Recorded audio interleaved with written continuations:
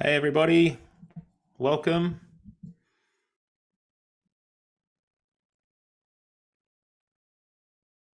Welcome to Ben's Book Club. Very exciting to have you all here. Look forward to this every single month, spending time with the book club peeps, the most intelligent people in the whole entire country, and sometimes from other countries too, let's be real. Hi, say hi in the chat if you're here, where you're from. Always interested to hear your stories. Valerie, nice to see you. Donna Hay? Is that the Donna Hay? That's amazing. From Adelaide. Oh, awesome. I haven't been to Adelaide in a very long time. I really want to get back there. Hi, Peter. Hello, Aaron from Hobart. I can't tell you. I've been dreaming of getting back to Hobart. David from Cairns. I've never been up there. Excited to go. Hi, Jane. Aaron, hello. Bernadette from New Zealand. Yep, you got to represent. Susan. Is that Roz from Mountain? Trisha? Oh, isn't this cool? We're all from around the country. This is so exciting. We're just waiting for Frank. So just to let you guys know, we're waiting for Frank. Hi, Susan. Launceston. I was in a band and we were touring Tasmania, and we went to Hobart, but we never got to Launceston. The gig was cancelled. I think something happened to a venue, and there was like one music venue in Launceston, so I've never been.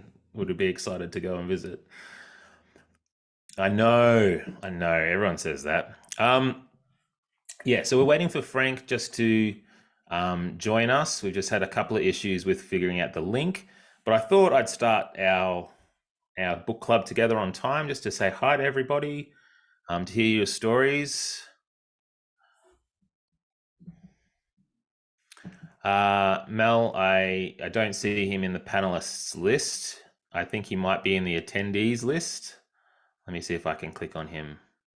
It does say allowed to talk. Here, Frank. Hello, Frank. Are you able to? Hi, Ben, Frank. You're here. Ben, Yeah. I'm not sure what has happened. That's okay. That's okay. Hmm. It's the internets and links and things like that, so it's always bound to happen. Are you able to turn your camera on or not? Or we might just have audio today, maybe. Oh, my camera is on as Yeah, far as that's I know. okay. We might just have Frank on audio, unfortunately, guys. I've heard he's a very beautiful man, so it's a bit of a shame. Um, but we move. We'll get there. Jane, yes, Conviction. It's an amazing book, hey. So Frank, can I say welcome? Um, oh, and everyone's talking about how great your book is in the chat, Frank. I'm not sure whether you can see their messages in the chat, but it's pretty exciting. Yes, yep. I'm not sure what's wrong with my audio. I use my video. I use Zoom a lot, but it's something's happening tonight. Yeah, I think the nature of internet and audiovisual equipment is that occasionally a link is weird, and you know how things go. But Yes, I do, yeah, unfortunately. yeah, of course. But we'll just make do with what we have, um, and then we'll see how we go. But yeah, excited, and as everyone's saying, Conviction is amazing. I'll introduce Frank. Frank Chalmers has a bachelor's degree in philosophy and maths, which is incredible. Um, and is a graduate of the Australian Film, Television, Radio School. He has taught high school and at university in science, philosophy, communication design, and writing. I'm just reading your bio, Frank, but I know also that you were a museum curator at one point as well, like and a games Yeah, designer. Am I getting all these yeah, right? yes, I'm afraid so. Yes. So you've had a really amazing life. Like you're so full of really cool adventures and things like that. Um, but I guess can I ask this question to start with? How long have you wanted to write a novel? This is your first novel. How Hmm. long has this been on the cards for you, like a dream that you've had? Well, as a young boy, around 8 to 10 years old, I wanted to be a writer, but I actually thought all writers were dead. So it took me a while to understand that it was something I might do. That's Um, funny. Yeah. I mean, I've been writing for around 40 years in different format, as you went through, in different formats and Mm, platforms. mm. I've written drama and documentary, and it was a slow. I mean, I'm used to working in collaboration. I'm used to using a lot of Zoom. Um, it's it was a slow build, I think, perhaps Yeah. driven by what I felt about the Fitzgerald inquiry. Yeah, right. Yeah, well, we'll get to that for sure. But yeah, like you say, it's a slow build. Can I mention here quickly? Um, I actually had an ex-student of yours contact me through the Oh, yeah, yep. through the Ben's Book Club Facebook group. Actually, I'll post a quick link. Oh, actually, I've got your bio. I'll post a link a bit later into the chat there so people can get onto the Facebook group. But this ex-student named Bernadette Unwin, and she used to go by the last name Mayer, and she said, "Don't worry if you don't remember her because it was 1978, and she was a physics year 12 student." Because I'm also a teacher of high school, Yeah, so I understand where you have all these fond memories of faces, but sometimes names can sort of not the slip out a little names. bit. No, Yeah, I have a problem with names. Yes. yeah. But she said even back then you were talking about going on to doing some drama and some writing and things like that. But I Oh, guess here's really? my question. At being a high school teacher myself, what did that part of your life do you feel infuses your writing? Being specifically a teacher, how did that infuse your writing? Well, I actually think that teaching taught me the shape of things. It taught me conceptual Hmm. design, which has been invaluable in everything that I've done because it's really about structure. When you teach a lesson, it needs a structure, Yeah. and that's that's what I got from teaching. And I don't think I could have got it as thoroughly anywhere else. It's something that has really stayed with me. I enjoyed teaching. Hmm. Um, It's very I, rewarding. yeah, I taught high school for about 7 years and taught adults for some years after that. So I'd say structure, conceptual Yeah. structure. I've never thought of it that way, but you're absolutely right. Like writing a good lesson and having some peaks and troughs and all those sorts of things, you do really structure a lesson. I always found it's taught me a lot of empathy, I think, as well for Yeah. people perhaps that I might have, we're all human. Like sometimes you might dismiss a person who's acting really poorly, but just knowing a few of the students in their stories makes you a little bit more empathetic, I think, as well. Oh, I think so. Yes. Yeah. Um, so we've actually tried to have this conversation before, Yes. and this was my fault. So I was getting ready to. So everyone in the chat knows I was getting ready to launch Frank's book. Now I'm a big fan of Frank's. If you see this one, so what a publisher does is they send you these guys uncorrected Yes. proofs. So I've had this, I think, since maybe February or maybe Yes, even that'd be like right. really early. Um, and so they asked me to provide a quote for Frank, a cover quote, which I was very happy to do because I love the book. And so then they asked me to launch his book, and I was extremely excited to do that in Brisbane, where I'm from. And then unfortunately, that day at work, I started to shake and I started to get a bit of a fever. And I felt horrible. Frank, I can't begin to tell you how horrible I felt. As I was driving home, I was like, maybe it's just pretend. Maybe I'm just. Yes. And yeah, so I'm really sorry that I missed out on our on your book launch. I hope it all went well. How did all the tour and all those sorts of things go for your book? It went well. It went well. There were at least close to a dozen people who couldn't come to the launch because they had COVID. It was just one of those real peaks. Hey, it was just a Yes, wave. yeah, yeah, it was. Um, I, I enjoy hearing people's. I very much enjoy hearing people's opinions. I actually love the editing process. Maybe it was all those years writing scripts. Um, Yeah, you hear some authors I feel fall in two camps, and I hear a lot of them say, this is my precious baby, and do not delete a yeah. single phrase. But no, you love editing, do you? What was it about editing that really helped the shaping of this book? Oh well, I love it because I learn more. about what's in my own book that I didn't know was there. Yeah. I'm very grateful to my agent, Virginia Lloyd, for her advice Mm. on earlier drafts. And I have a loyal team of readers who, basically they're really professional in the advice that they give me. Editing helped me with cutting out characters who didn't matter, with Whole clarifying, characters. cutting out characters, yes. Wow. I've had so many years of editing scripts where I've been given advice that was good. It's an interesting experience. I once sat in on a seminar with the man, amongst others, who was the man who wrote I've gone blank on the name. So, what was it? Afternoon. What was it? Dog Day Afternoon with Pacino. Oh my Um, gosh. I love and that movie. yeah, well, the writer for that movie, Frank somebody, I can't remember his name either. Mm. He had pages from the script that Pacino had rejected. And he was still angry many years after the Oh, movie was made that's so interesting. So about what, Pacino gave him notes.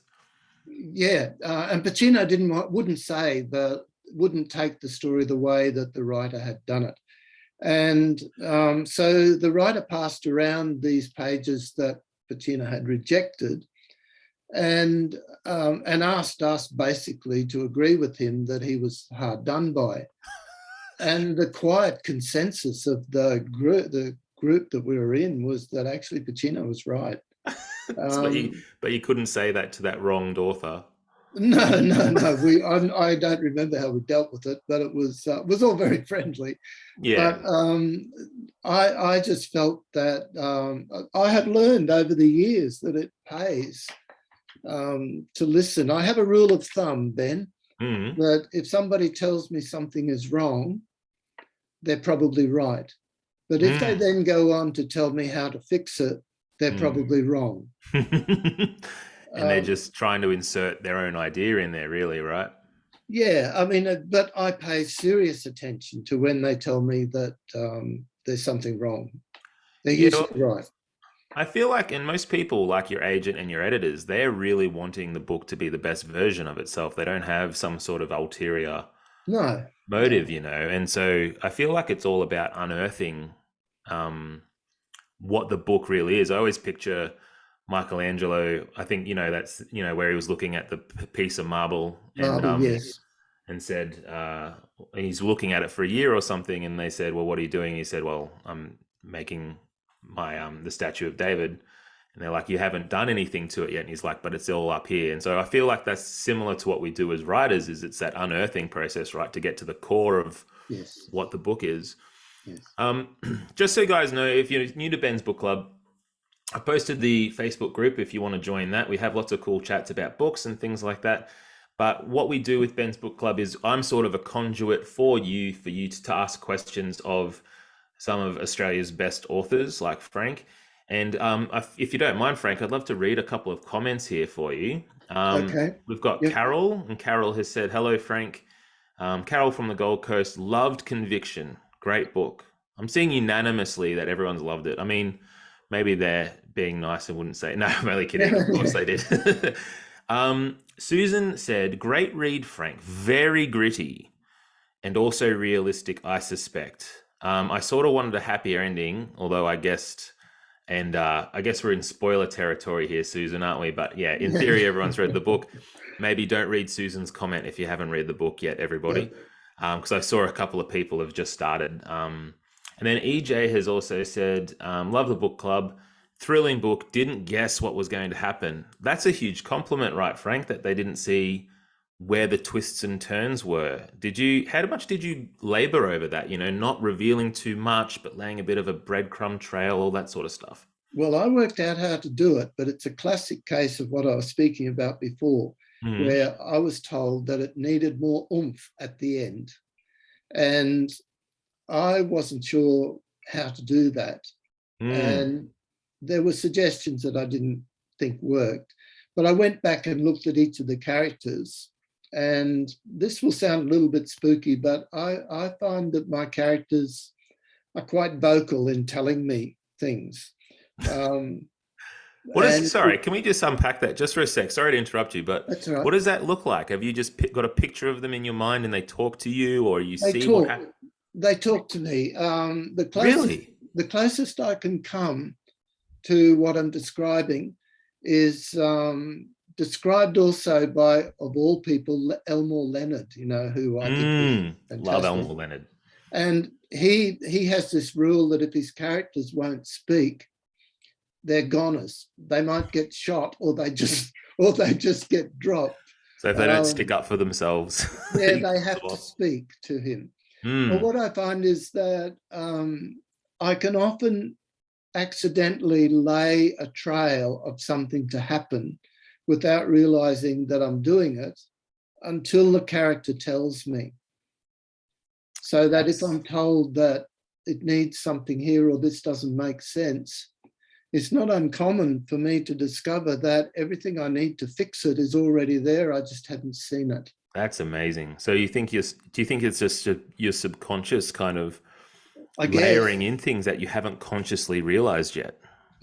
because their interactions with me rarely happen when I'm actually working. They will happen when I'm with other people who may not have noticed I'm not really with them at all. what what do you do in that situation? Do you just rush to sorry guys, and you rush to your phone and make some notes and things like No, that? no, I've spent years interviewing people on and off camera, especially out west.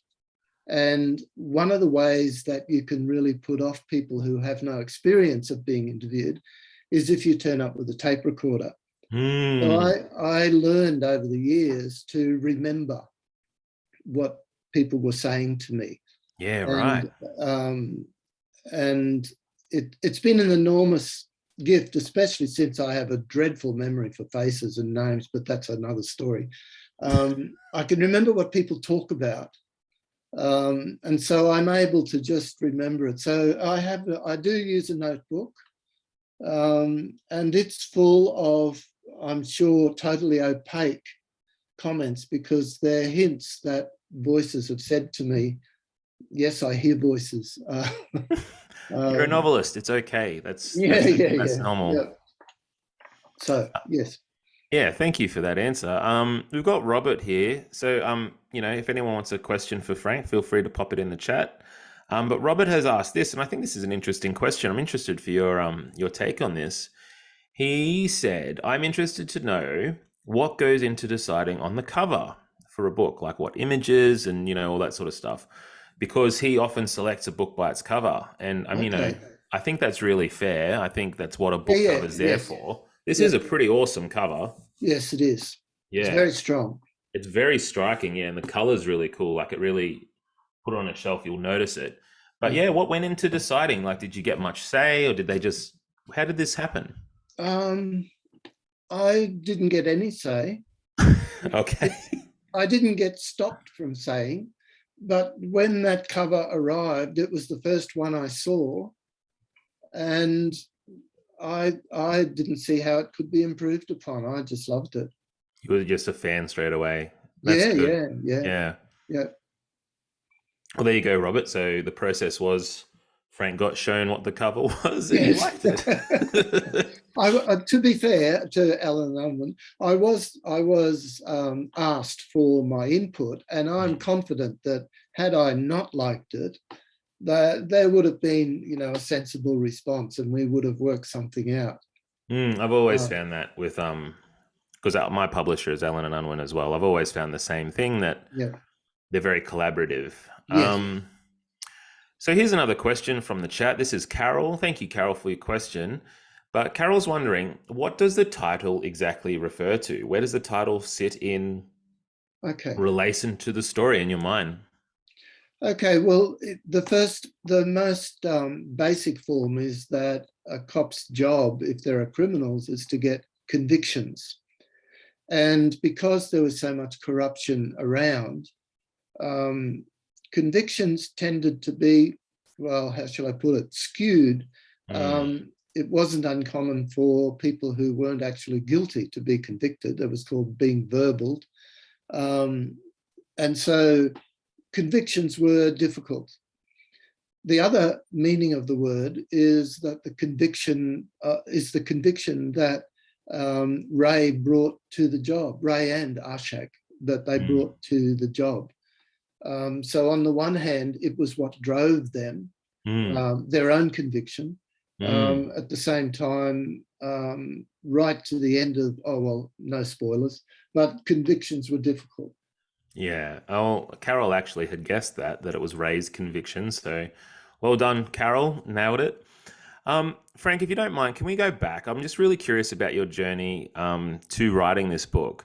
Yeah. But what were some of your early inspirations? Because you were talking about that you've been wanting to write a book since you were 8 or 10. So who have been the big authors that you've read that have really inspired you to stay on this course and write this book?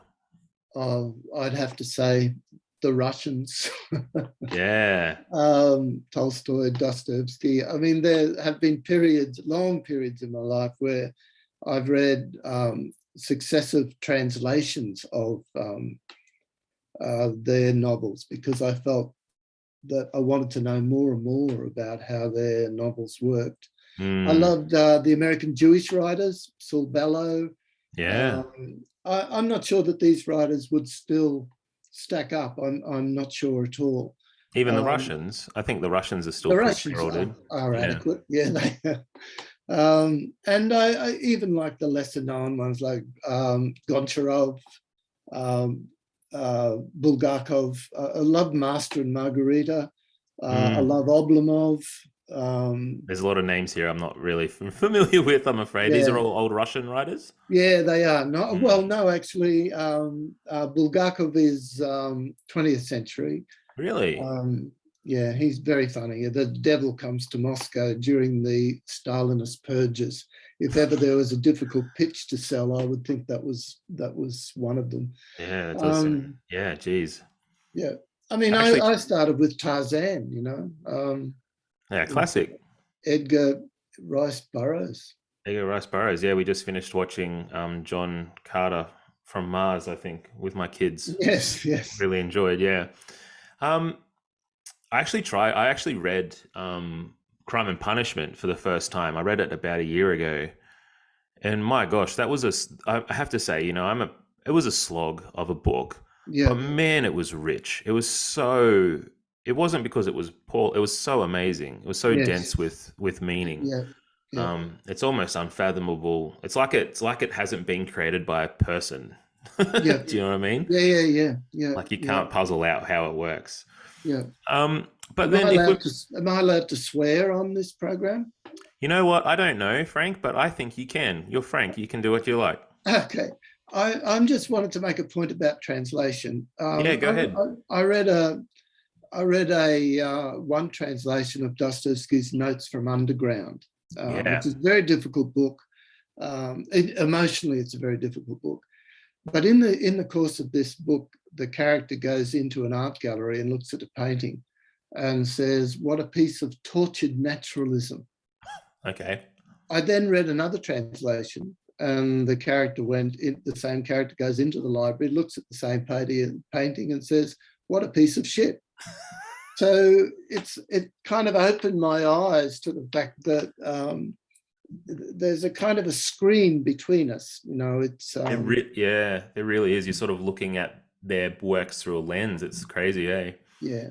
Anyway. But then if we turn, like, if you're, the old classics and all these big moral philosophies and things like that, your book has a lot of moral questions and interesting thoughts, but it is still crime fiction. I'm wondering why crime fiction in particular for you in writing your first book.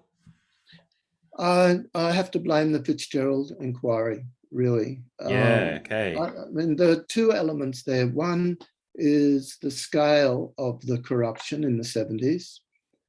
And the second is how people accommodated themselves to it.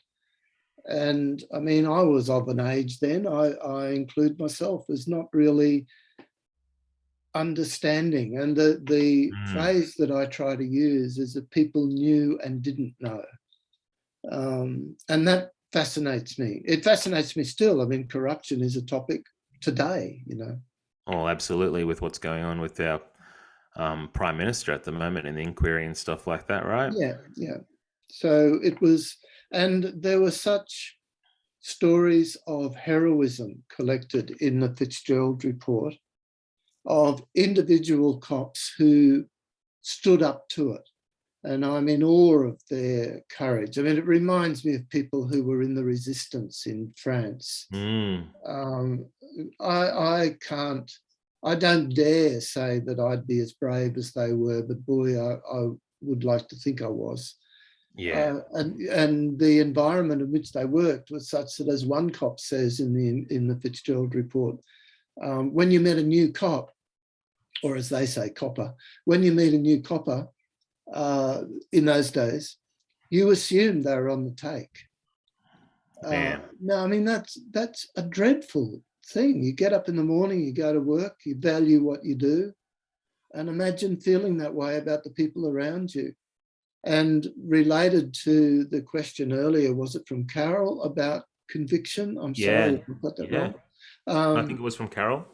Um, there was a cop who said that getting convictions was easy. All you had to do was sit down at the typewriter and make it up. Man, I mean, this was how Queensland was being run, you know, in those days. that's incredible. It's incredible that's recent history too, right?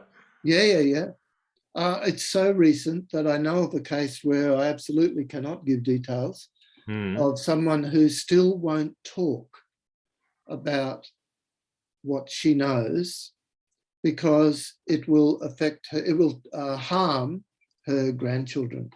Oh man, that's So it's awful. alive, you know, it's Yeah. alive and well. Okay. Um, yeah, it's incredible to think that yeah, like you say, you're working alongside these people and you're doing this job and you have, conviction and you're doing this work because you want to make, the world a better place, ideally, and Yeah, to be surrounded by this, like you say, corruption, and then you would also like the people, these are your colleagues. It would yeah, be, yeah. And you depend on them. mm, Yeah, yeah, with your life. yes, So then, like you say, stand up and speak out against it is pretty incredible. yes, yeah. Yeah, right. We've got another question from Susan here. Frank, thanks for your answers.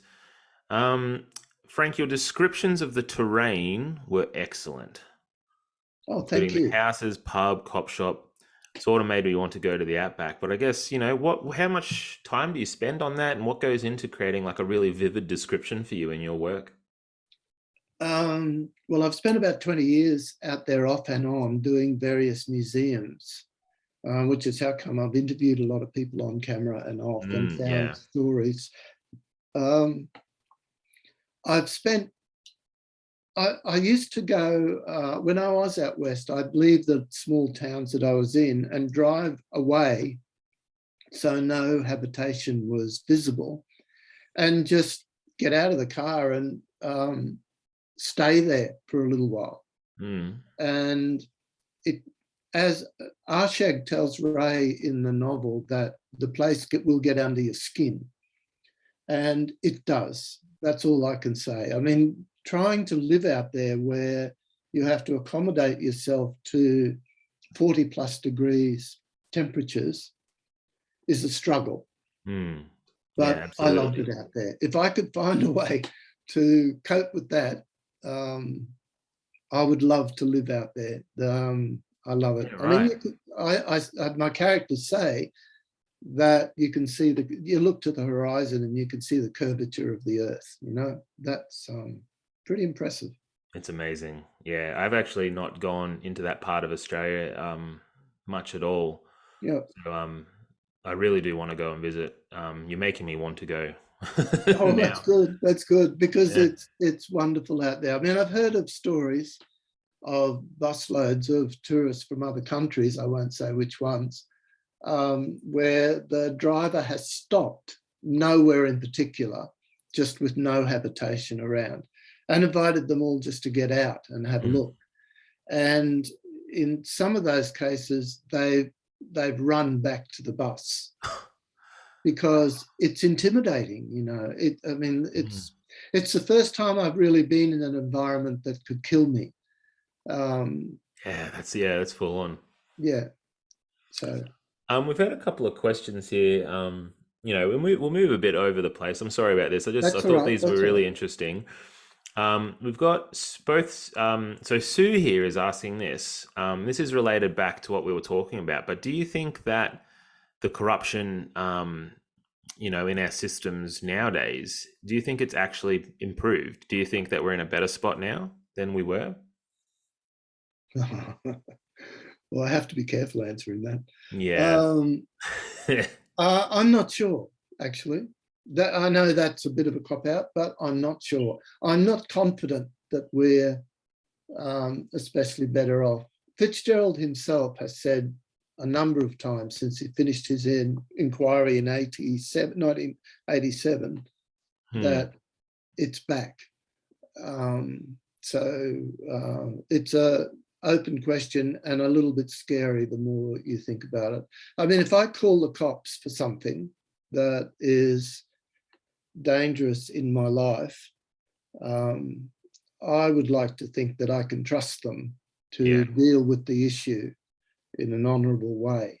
Mm. And before COVID came along, I used to call, I referred to corruption as a virus, that it spreads Yeah. throughout society. And in book 3, because I'm working on 3 on a trilogy,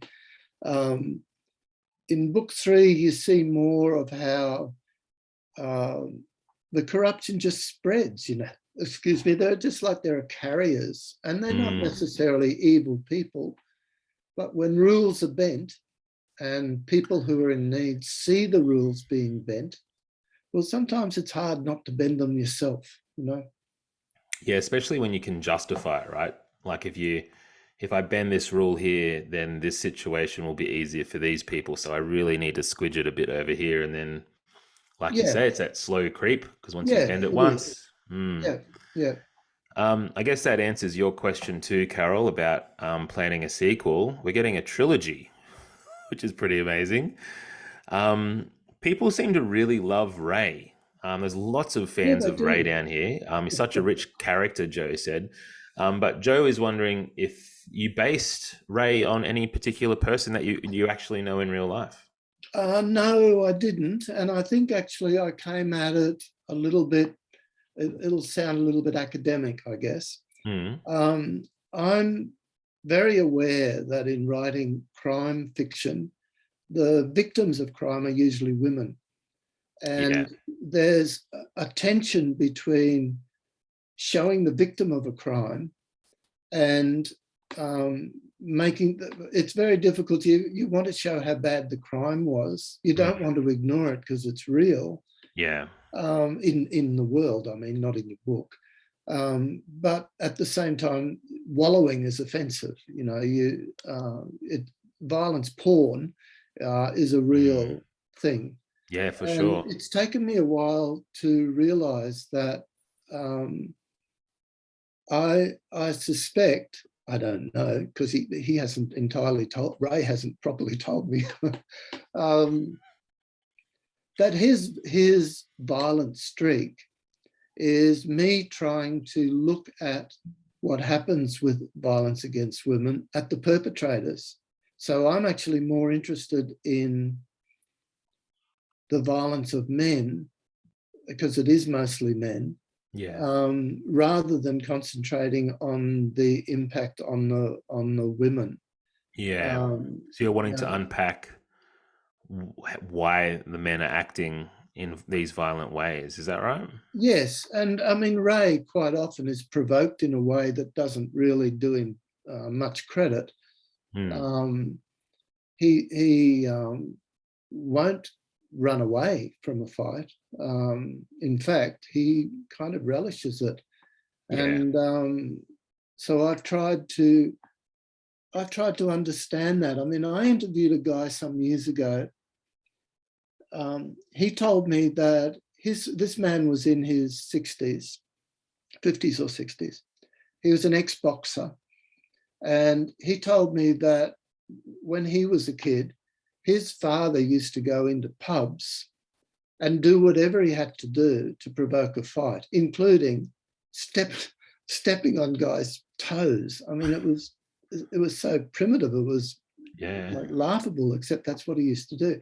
Now, the reason I was interviewing this man is that he's the guy that Lionel Rose beat to win the Australian boxing championship in his weight division. Wow. So Noel, the man that I was interviewing, had dealt with an intense history of family, of his father being violent, that had channeled it. And I think that's really interesting. Maybe if more of us could, and I don't say this in a patronizing way at all, No. maybe if more of us males could channel it a little more effectively, we'd all be a little bit better off. Do you think that violence is ever necessary? I guess is a question. I mean, we obviously want a less violent society, and there's obviously but I guess that's yeah. I mean, is violence ever something that's required to solve a situation? Oh, I think so. I'm not a pacifist, although I wish I could be. That's a good answer, Frank. Yeah, I mean, the answer, for instance, if you apply that question to Ukraine and Russia, Yeah, yep. there are many arguments about what drove Russia or Putin to do it, but I don't think any of them count to justify Putin invading. Yeah. So that whilst I think there are reasons why people do things, it doesn't, and they can be people under dreadful pressure. I think one needs to be careful when you step over the line and say violence is okay. Yeah, yeah, absolutely. We've got a couple of other questions. I actually had a couple of questions sent to me from the Ben's Book Club Facebook group before we got to chat tonight, and they were from Michaela Redpath, and she asked, she asked about editing, which we've already covered, but then this question, which I thought was really interesting, was there a hardest scene for you to write? Whether it be, emotionally, whether it be just putting the people in their places, or was it the prose or whatever it was, like, was there a harder scene for you to write? And then how did you actually creatively solve the problem of that scene? Well, there are technically difficult scenes. The actual scene where they catch the duffers was technically complex because of the number of characters in different places in the field where it was all happening. It's hard to keep track of. Yeah, and making sure everybody gets due respect. Yeah. You don't just forget that there's one person there and then, they pop back up later on. Like you've got to, yeah. You don't want to forget anybody, No. leave them behind. The scene with the snake was difficult for realism purposes. I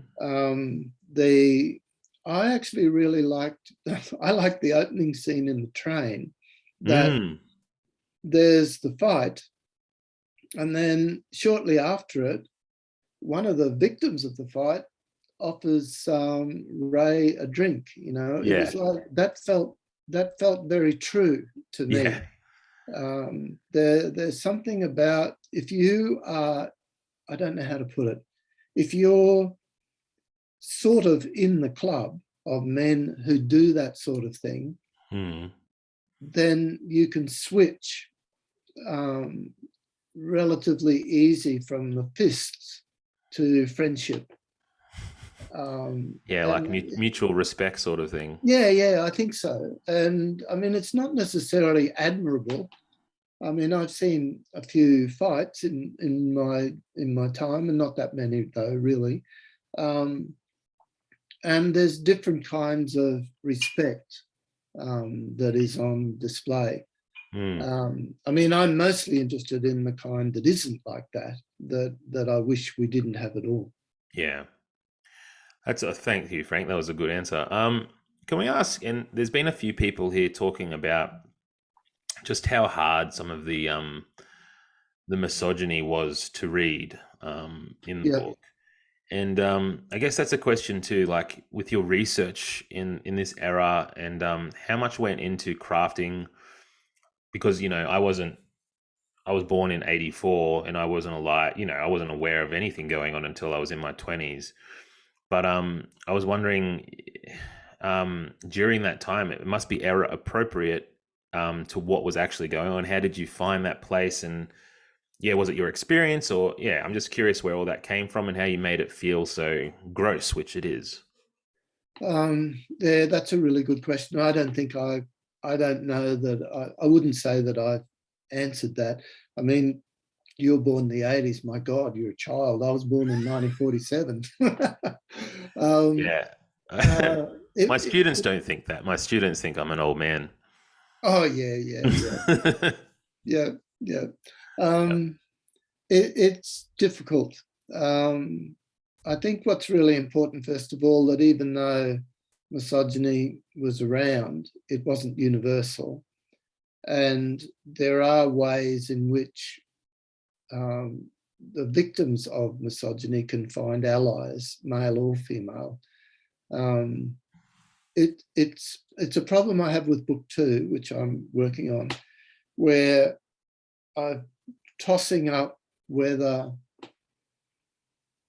a lot of detail about an attack on a woman given in the book is a good idea, or whether it's too liable to be, well, let's say misused. But at the same Mm. time, I want what's happened to this woman to be in your face when you read the book, because that's what happened to her. I mean, I think most, for instance, most action movies are glib about violence and death, Yeah. and it's offensive. I turn it off. It's offensive, and it's cowardly too, because in the movies, mostly movies, they've set it up, so it's their creation, and then they back off from dealing with it. Yeah, it's offensive. So I have to decide how far to go. And well, it's actually not my job to provoke readers into being moral. So, I mean, I don't think it works anyway. No, I agree Um, with that. yeah. So, Uh, I have to work on it. do you do think though that there is a type of moral responsibility to presenting a scene like that? Oh yeah, yeah. I think novel writing is a highly moral activity. I Mm. think that I was talking this morning about um, someone defending something that's happened in the new prequel to Game of Thrones, Yeah. and they were justifying the misogyny by saying, "Well, that's what happened in those times," and they're just being realistic. And it was pointed out to these people that the context for the prequel to Game of Thrones is bloody well made up. It's It's all fiction, fantasy, yeah. and there's dragons. Can we be sensible about this? So there have always been women who have held their own against misogyny and been role models to other women. And sometimes it's important to just make that clear. I mean, the character that Ray has a relationship with in Conviction, Stella, one reviewer pointed out, angrily said that it was a token relationship. And whilst I understood that she was being negative, I actually put it in because it was a token Mm. relationship. That in these small communities, attractive people who are singles are a bit threatening. And the way that you are accepted into a community, quite often, not all the time, obviously, Mm. is to be a couple. And so Stella and Ray understood that at the beginning, that they were looking after that side of the relationship with everybody. Um, it didn't work out that way in the end, but that's where it started. Mm. And it was a way of protecting Stella, really. Mm. Yeah. So, so when you sort of talking like there's this line, right? Like you need to present these horrible things as being really actually horrible, right? You don't want people, like you say, you don't want it to be a punchline, Mm, especially something as absolutely fairly sensitive to a lot of readers. But at the same time, you don't want to wallow in it too much. You yeah. don't want to say that this was the only form of response. Is that sort of what you're talking about? Yes, it is. I mean, I think you have to find a middle ground somehow. I mean, one of the things that, if I can turn the question back to you and others on this tonight, Hmm. um, as I understand it, the majority demographic on crime fiction is women. Hmm. I've heard that as well. What do they want? Jesus. Okay. Chat, you heard Frank? It's a good question. Yeah, Yeah. I and mean, I've noticed that several of the reviewers of Conviction have been, there are many more women than there are men. mm, Um, I I don't think know. I think most readers of fiction in Australia are women, Yes. Yeah. outnumber men by a fair factor, Yeah. which I guess would translate into crime fiction as well. And I guess Yeah. every woman would read it differently, just the way every man would read it differently. I'm Yeah. sure Yeah. there are some who get shocked by it, but in a way that's really like making them open their eyes to it. And then I'm sure there are people who read it and I know, yeah, it will provoke sensitivity, right? I mean, people are Yes. rightly sensitive about these things, and Yeah. I guess it's where the moral response, like you were talking about, the moral responsibility of an author. It's a tricky line because you're never going to, you sort of, to turn it back, you're always going to have to go with your own conviction, right?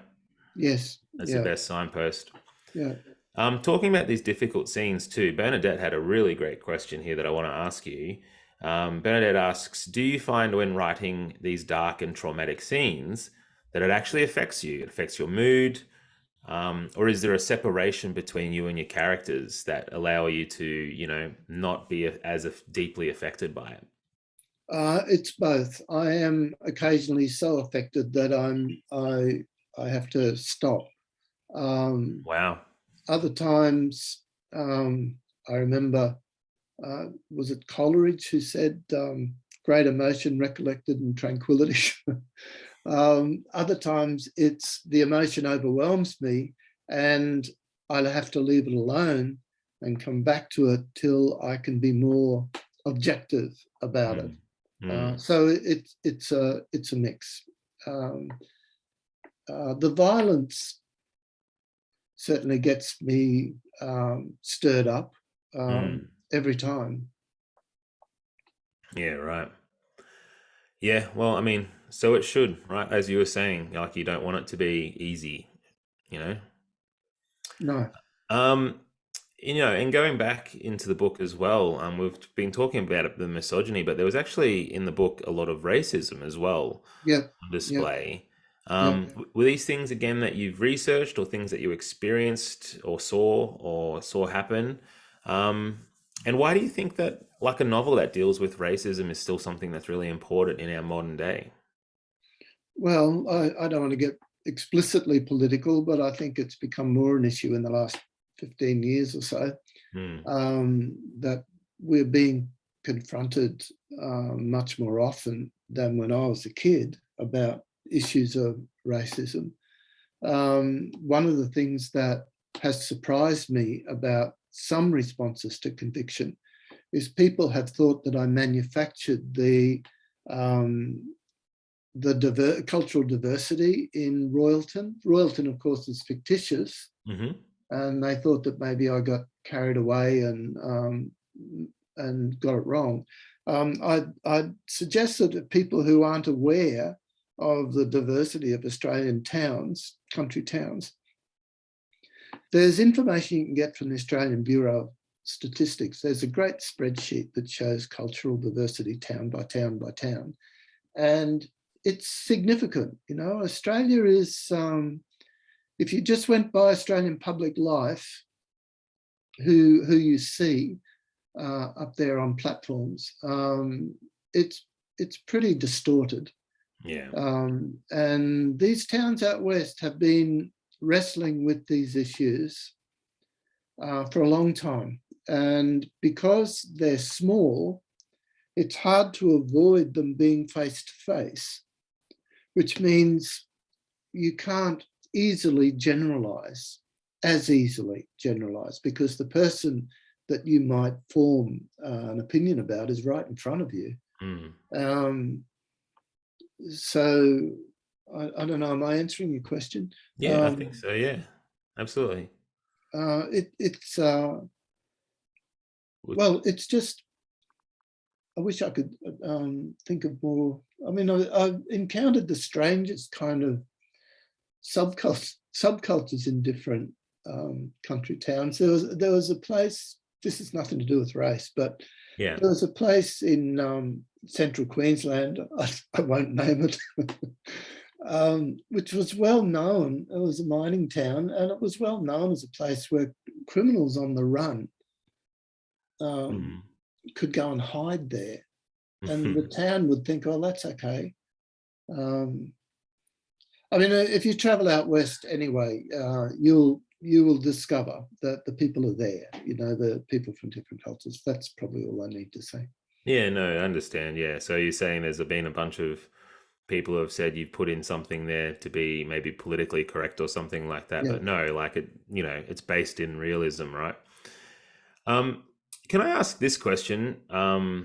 Yeah, and Susan, thank you. Yeah, so Susan's saying the racism and diversity and all that stuff was really well rendered. So thank you, Susan. that's Yeah, yeah, it's a nice comment.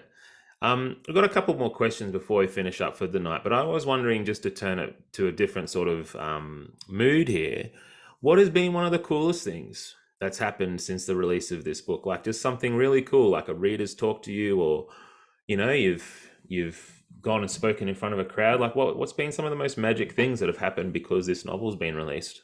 well, actually, that's mostly due to my partner, my beautiful Julie, who's my first reader, because she's That's on awesome. Facebook, and people are on Facebook telling her, sending photos of my book on book racks at Perth Airport, and That's so cool.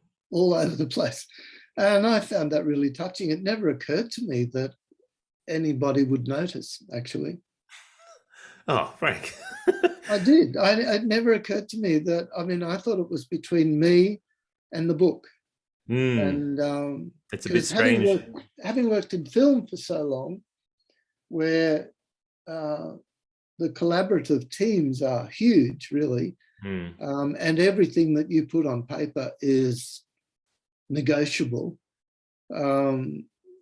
I guess it never occurred to me that with a novel anyone had noticed, but actually what happens is it takes a village, you know.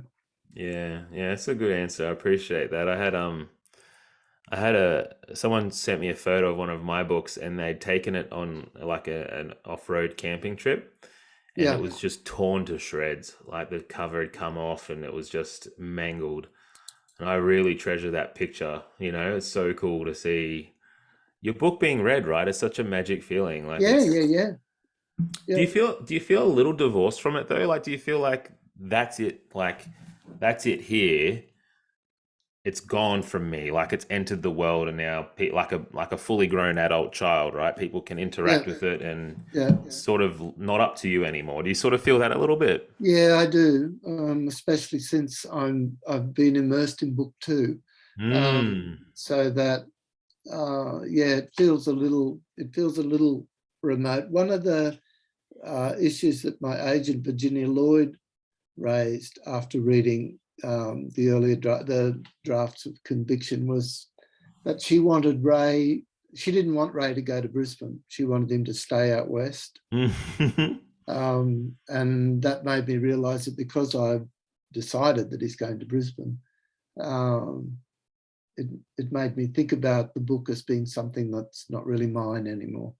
Can I ask, did you decide or did Frank decide he was going to Brisbane? uh, I decided because very quickly I wrote the book, the trilogy backwards. Books 2 and 3 are around 80, 90,000 words. But when I wrote book 3, it was to be the book only. And but then I thought, well, it's missing bits. And so I wrote book 2, which is set in Brisbane. And then I What? decided it was missing bits. And so I wrote Conviction. I wish I'd asked that at the start of our time because I want to unpack that. That's insane. You wrote the third one first, Yeah, yeah, and then you yeah. sort of saw a gap where you wanted to tell more. So you went, "That's incredible." I guess I guess to finish up, um, and yeah, no, Frank, thank you, Frank. Just before we finish up, thank you so much for being a part of tonight. I really appreciate it, and I appreciate you pushing through technological barriers and things like that. So thank you for being here. And thank you for everyone coming along and attending Ben's book club. It's always awesome to be here. Yeah, and love hanging out. Love these moments where we get to do this and chat with awesome authors. But I guess to finish up, what can you tell us about book? What can you tell us about the trilogy, Frank? So The to trilogy is really get us interested, hook us in. okay. It's about book 1 is about Ray really engaging with corruption. Book 2 is getting drawn further into how to deal with it.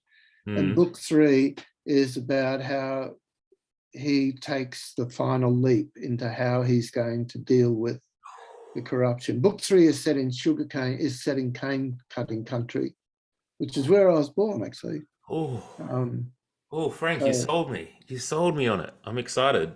okay. Yeah, no, that's good. Then can Okay. I thank you for asking me to be here? It's such a shame that, well, I don't know that it's a shame people couldn't see my face. That might be a blessing. All I these felt. chats, I can access those. Hmm.